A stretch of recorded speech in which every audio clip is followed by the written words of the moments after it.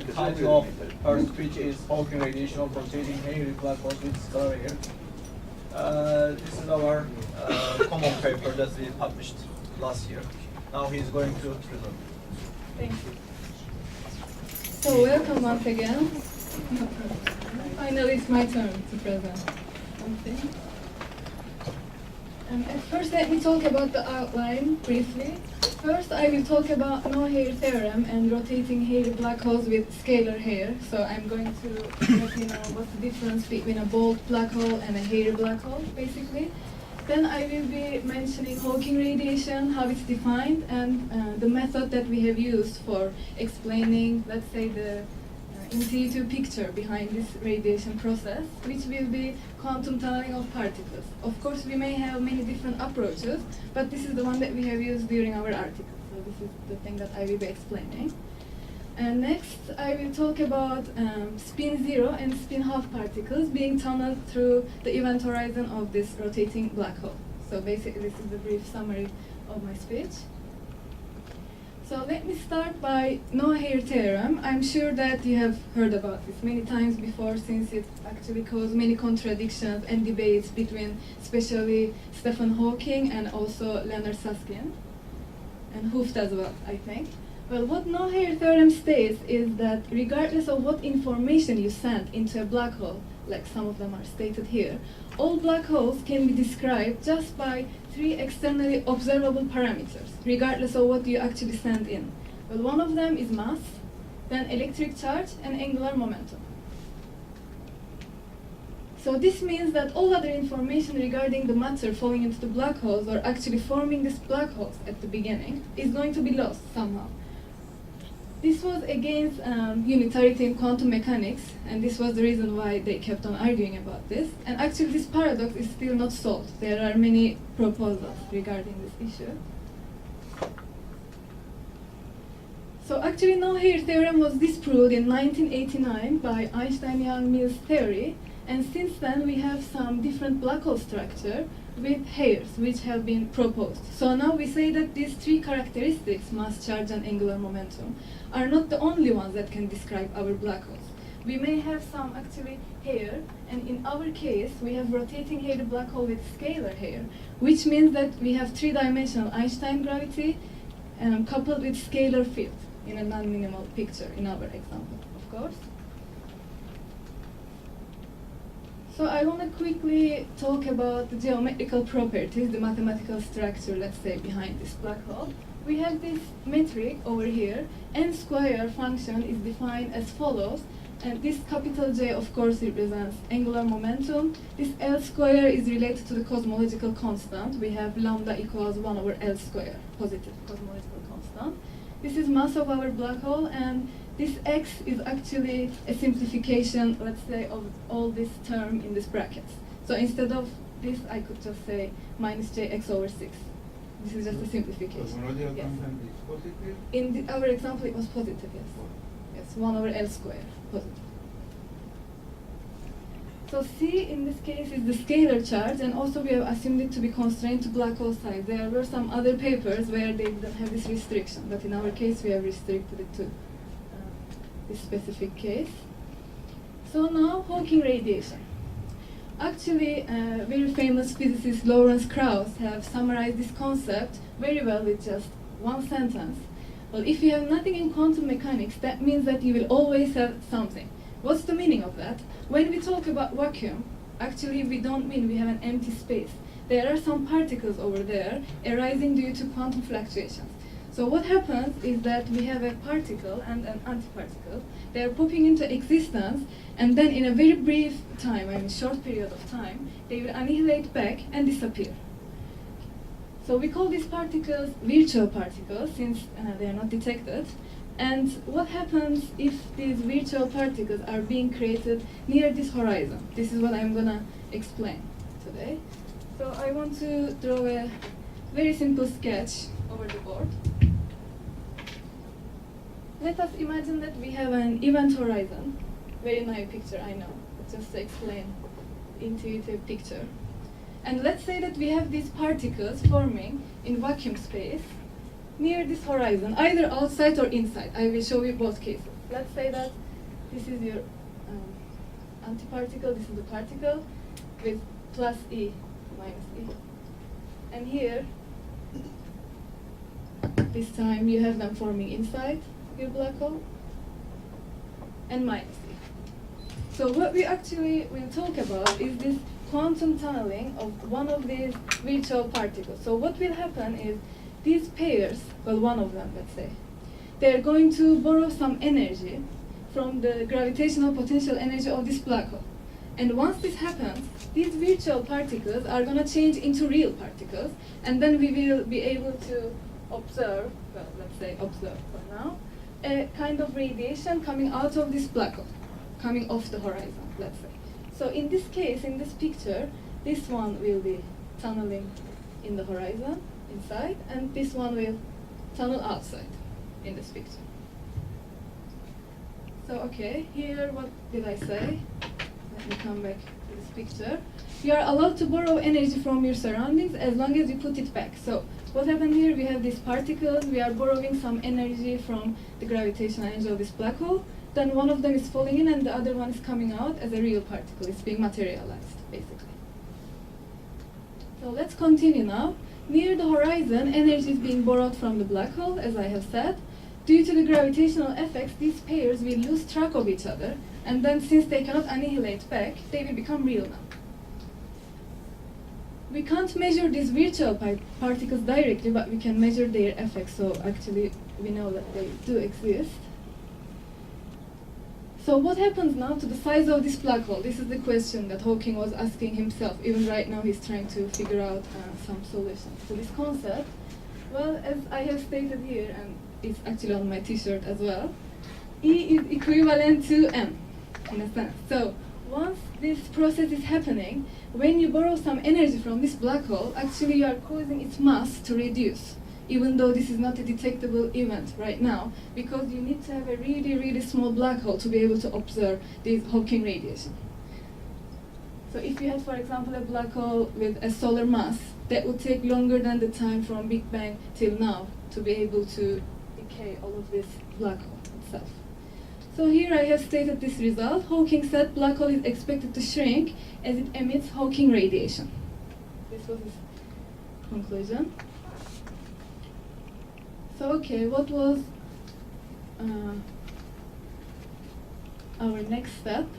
Now we ask ourselves, so what happens if I send two different types of particles? Let's have one of them spin 0, and let's say the other one has spin half. So what will happen to this spin information? Is it going to be lost, or what will happen? I mean, this is the question. Is Hawking temperature dependent on the spin value of the particles being tunneled through the horizon or not? This is what we were trying to figure out, basically. It was our motivation, let's say.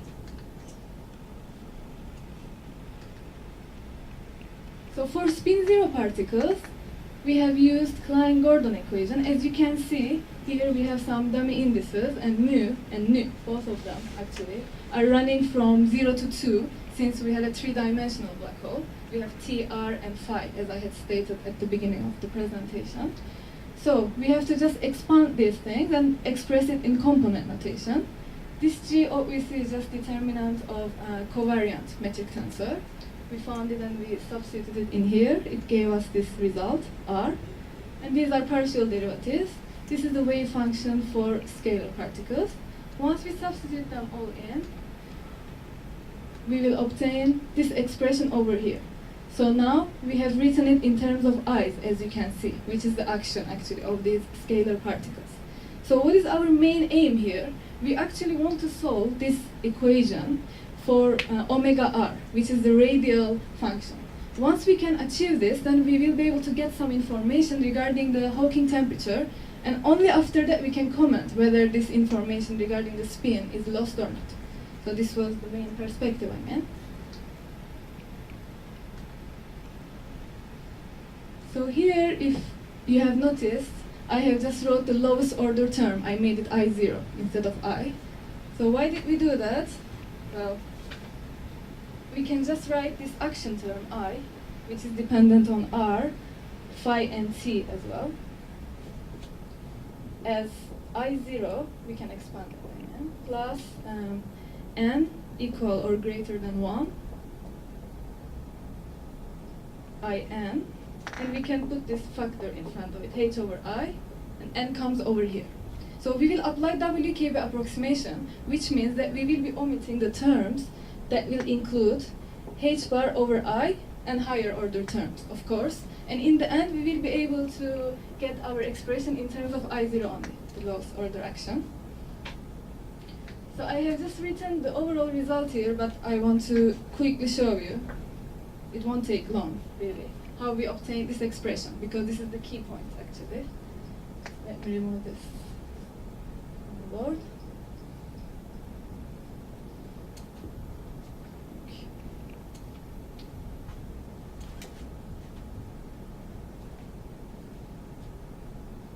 So let's go back to our equation over here. As you can see, we have partial derivative with respect to zeroth component, which was actually time. So we have to find time derivative of this action. But if we use separation of variables, then I0, will be minus et plus h, or we could say j, for angular momentum of these particles, phi, plus omega r, plus any constant that is complex. This is the important part. This should be complex. And we have omega function. As I said, we would like to solve it for omega. So what we should do to be able to solve this equation? Well, time derivative of this action will be just minus e, of course. With respect to r, you will get, let's say, omega prime. And with respect to phi, it will just be h. So we have to plug these back into this equation over here. So in this equation, you drop second derivative. Yes, we drop second derivative. Yes. We wanted to make it linearized in a way, actually, so we omitted these terms. You are right. So then, instead of I, we will have expressions in terms of just I0.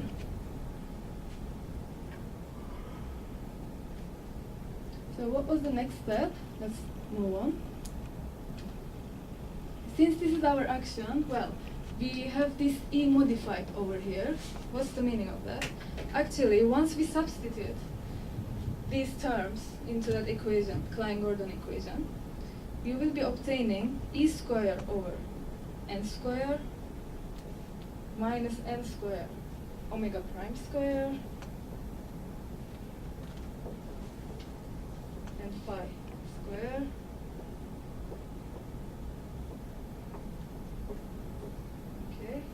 plus 2eh and phi over n square minus ms square equal to 0. So as I had said many times before, we want to find this omega expression. So we have to send all the other terms to the right-hand side of the equation. And once we integrate it with respect to r, we will be able to obtain this equation. But let me note that this modified energy will actually be E plus n phi h. Because once we rearrange this, we will be getting this expression. We will just write E tilde instead of this long expression. It doesn't seem quite nice, actually. So here, this A prime is going to be n squared in our metric, but I didn't want to write squares in here. So what happened at this part? As you can see now, we are talking about the horizon. What I said as r plus was actually when r is equal to r horizon. So at this point, we can have near horizon approximation, I mean Taylor expansion. And you can say that it would be, well, AR, I think, plus first derivative, the r minus r plus. And as you said, we will be omitting the square part, so I'm not even writing them over here. So at horizon, we know this is, plus as well. This function will be equal to 0, it will vanish, so we don't need to write this. That's why at the denominator, we only have that A prime left. And the other part is coming from here, basically. Okay. So what happens next? what we actually seek for are the imaginary terms in the action. Why is this the case? Well, when we are talking about the virtual pairs, these are not real particles, we have to actually check the imaginary parts of this action, not the real parts. So in which parts we had imaginary terms, let's say. In here, this radial function is complex, and also this is complex. So once you set imaginary part of I0, what you mean is imaginary part of omega plus imaginary part of the constant. So that's why we have written this expression. And what's the difference between omega plus and omega minus? I'm sure you could have guessed what it is, but I will say it anyway. One of them is about the emitted particles, radial function of the emitted particles, and one of them is for the absorbed particles, since we had two different cases that I had previously drawn here. So if we have the antiparticles being absorbed, then we will be talking about the minus one, and if it's emitted one, then we will have omega plus, but this is obviously the same thing. Alright. So when we talk about the probability of these particles being absorbed or being emitted, then we know that we can regard these black holes as black bodies actually. And what does that imply? That implies that the probability of the particles being absorbed is going to be 100%, which means 1. So that means that this term in the brackets should be equal to 0. And this was the main thing that we have used to derive the rest of our calculations. If the action is equal to 0, that would mean the imaginary part of it would be 0 as well. Then we reach to this conclusion. Well, we just wanted to find a way actually to get rid of this constant. It doesn't seem quite nice since we want to solve it for omega. That's why we were trying to replace it somehow with these mathematical tricks. And then once you replace this with this expression, you are going to get imaginary part of I0 is 2 imaginary omega plus. So now we have probability for emission and absorption as well, and we will be finding the tunneling rate by using these probabilities. And then we will relate that to the Boltzmann factor to be able to find the Hawking temperature. So as can be observed from here, this was the tunneling rate, and this is the Boltzmann factor. So from here, you can see, because we knew this omega plus, how do we know? If we go back in here, we actually had a formula for omega, and we can use residue theorem to solve this, which would be I pi times something. So in the end, we know what is omega plus and omega minus as well. All we have to do is substituting that expression in here, and that will be in terms of E, of course. So whatever is remained in this part as the coefficient, we will equate that to 1 over T, and that's how we found T actually, Hawking temperature. This was our derivation process. And in the end, we have actually observed that it gives us this expression, which was the one in the literature as well, because this was derived with other approaches. And it was giving the same result. So okay, let's note this somewhere and move on to the second part of our article. Then we came back to our main question, and we asked ourselves, so what happens now if I change some characteristic properties of these particles that is being tunneled? Now, let's say we have spin half particles, which are the Dirac particles, actually. So this time we said we can use tetrad formalism, Dirac equation later on. I can show you over here. We will be using Dirac equation. So here, this DC means actually curved space. Dirac matrix is in curved space. But to be able to derive them, we had to use the ones in flat space. This is the equation that relates them from GR. So we know that Dirac matrices in Minkowski space, in flat space, actually has this relation, which are the Pauli matrices, those terms. So we made a table for all the components. Now here, we will have the wave function for fermions this time, instead of scalar particles, of course. And we know these results from here. They will be calculated. But this process really took long since they are quite long calculations. So we had done this both manually, and then we double-checked by programming, just to be sure about our final results. So actually the most annoying term here was this guy, the spin-affine connection. You will see why in a couple of minutes. because it had this relation. See? We had to find them by using this equation, whether this included some Christopher symbols, and as you know, derivation of all these components of Christopher symbols, if you do them manually, really takes a long time. So this was the mathematical aspect. And we already knew these matrices as well. So once you know them, you can find S alpha mu. Then you can find this, just plug them in here and find the spin affine connections. Go back to Dirac equation and plug them in, basically, over here. So to be able to find Christoffel symbols, of course we had to just redefine our determinant, G mu nu, G mu nu. You already know these things, no need to spend time over them. And I already explained you this. So the final result is important actually. This time, this is our ansatz for the wave function, and now we will have this equation in the end, which was quite similar to the one we had obtained before. And again, once again, our main perspective, our main goal, let's say, was to be able to find omega again from here. So now we had to omit the highest order terms again, and we would apply this expansion, exactly same procedure, and we obtained exactly same result as before. So what does this tell us actually? What's the importance of these things that we had carried out? Let's have a look at the results. So for a rotating hairy scalar black hole, once the particles to be tunneled were scalar particles, we had this expression which was equivalent to surface gravity h bar over 2 pi. And then once we changed the spin of the particles being tunneled, again we got exactly the same expression.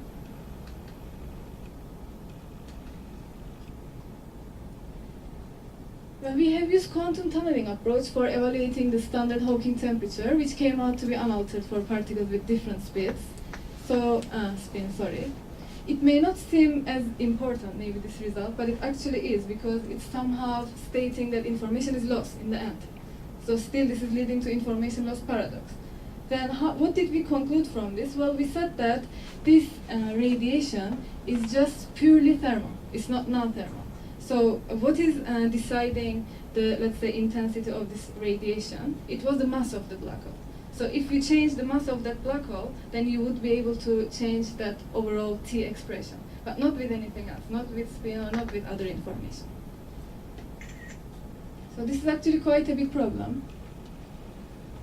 But as I said, the radiation spectrum is determined by the mass of the black hole only, not by composition of the particles being tunneled. So information is lost in the end. Well, what can we offer? What can we propose to overcome this information loss paradox? Well, we can actually involve quantum gravity into our calculations, which is not what we have done yet. Maybe in the future we can continue by this way. But if we apply quantum gravity corrections, we have actually checked with some other black holes, this was carried out. And it was shown that once you do this, your overall black hole temperature results will be different this time. So once this is applied, your information will not be lost anymore. What will happen is, instead of having all of that black hole evaporating, let's say, now you will be having a remainder of that black hole which will carry the information regarding this black hole. So once you talk about the non-thermal spectrum of the black holes, you need to apply these quantum gravity corrections. And I think Mr. Izzet had done a similar work previously on this aspect. I know it was a little bit short, but thank you so much for your time.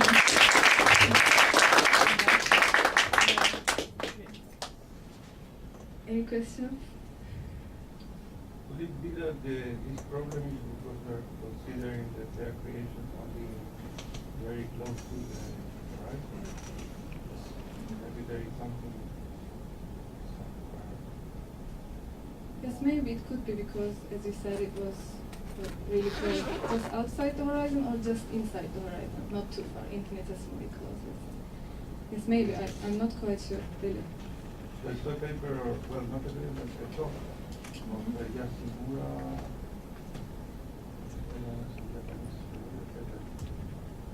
there is non-negligible creation in it. So the Schwarzschild, if you go close to R equals 3m, so So he said you cannot ignore, you cannot just say that it's there in So in that case, you mean information was not lost in the end? Did they actually? I think he claimed that there was something. It's first time, to be honest. I No, heard Mura, about yes, maybe. Mura. It was 4 dimension. Ah, This is 3. this is 3. Ah. But in 3, I thought they usually use a negative topology. What you say? In this one, we use positive. Positive. Yes, actually. This is 3 dimensions. Yes, we just have T, R, and phi. We have 3 dimensions. I can show you the metric that we use here. When you go to 3, Maybe it's because of dimension. This one. This was the metric we used. it's 3. Just 3 dimensions, and it's rotating as well. But It's the toy model for the 4 dimension. It's got here. Like the better. This color pair is in 3 dimensions you have still a pair, and in 4 dimensions you cannot have. Actually we have, but mathematics is over there a little bit easier compared with the 4 dimension. Similar to the 3D that called whatever we have done here with the toy model for the higher dimensions. This is our plan to carry our computations to the higher dimensions. So let's say the basis is now the 3 dimension. So we get experience here. We will increase it in more dimensions. But according to my experience, whatever you have obtained in 3 dimension, I mean the higher dimensions will yield the same results. The same. But that, LHC or other, at the end, they collide face to face in the particle. Okay. So that's why 3 dimensions are popular, because at the end, ring or disk type. You lose 1 dimension by Yes. the Lorentz Yes. construction. That's why the 3 dimensions nowadays. I wonder, of course, if in 4 dimension we have cases where you cannot separate the equations. It is not separable. Then the information cannot be split, and this analysis will not work there. But in 3 dimension, probably automatically it is separable, so it works all the time. So it should be worthwhile, of course, to check in 4 dimension a non-separable case of a scalar field. What happens there? Because the buckling, this separation, helps you to extract this information. But if it is not separable, then the Hamilton-Jacobi, the semi-classical method will not work. What will happen? You are right. Even here, if you look for the exact solution to this, this is very, very hard.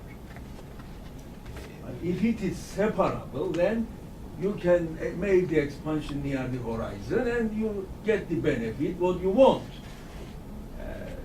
But there may be cases also, suppose in 2 plus 1 dimension, that you can write, it may be a complicated method, not this much simple, so that you cannot separate it.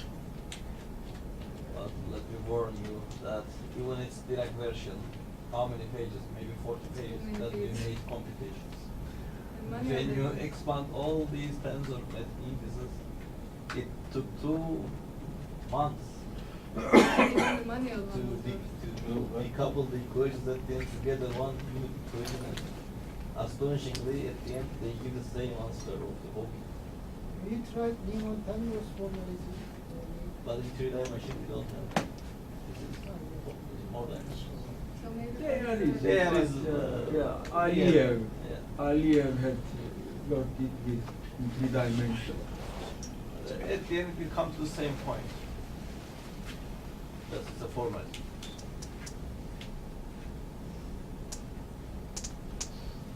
Yes, any questions? So I think we should finalize today Tomorrow we will continue. I would like to say thank you for your attendance to the first day of Physicsdays. So tomorrow we will continue. Thank you very much.